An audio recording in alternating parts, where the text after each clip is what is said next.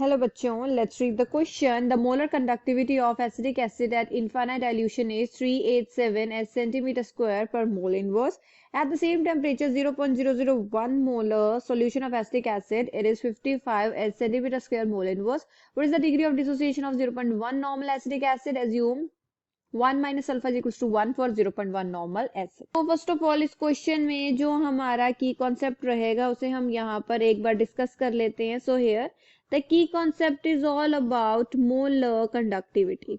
Molar conductivity क्या है, इसकी क्या डेफिनेशन रहेगी, हम सब कुछ यहाँ पर एक बार डिस्कस करेंगे. So molar conductivity, it is the conductance property of a solution containing 1 mole of the electrolyte or its function of the ionic strength of a solution. Clear?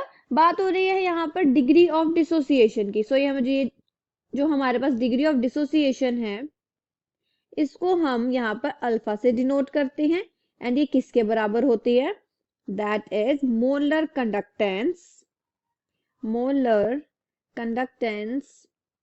At the particular concentration.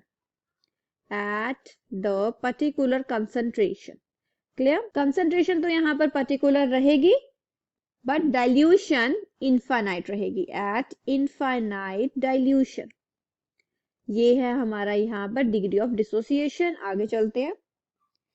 जैसे कि हम देख रहे हैं question में कहा गया है the molar conductivity of acidic acid. So for 0.001 molar CH3COOH, ये चीज किसके बराबर आ जाएगी? is alpha is equals to delta m divided by delta alpha infinity. So values put करते हैं. Therefore alpha is equals to 55 divided by 387. It is equals to 0.142 और इसको अगर हम परसेंटेज में लिखना चाहे तो 14.2%. सो यहाँ पर फॉर्मूला पुट करते हैं हम यहाँ पर, that is K alpha is equals to C alpha का होल स्क्वायर 1 माइनस अल्फा. ये हमारे पास डिसोसिएशन का कांस्टेंट. वैल्यूज पुट करते हैं 0.001 इनटू 0.142 का whole square divided by 1 minus 0.142. It is equals to 2.35 into 10 to the power of -5. अब हम यहाँ पर बात करेंगे फॉर 0.1 नॉर्मल एसिड के लिए. इसके लिए क्या आ जाएगा हमारे पास? Is K alpha is equals to C alpha का square. So 2.35 into 10 to the power of -5, it is equals to 0.1 into alpha का square.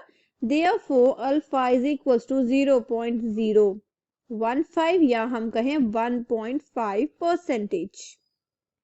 Therefore 600 alpha is equals to 600 into 0.015. Final answer is 9. Clear? I hope you understood the problem well. All the best.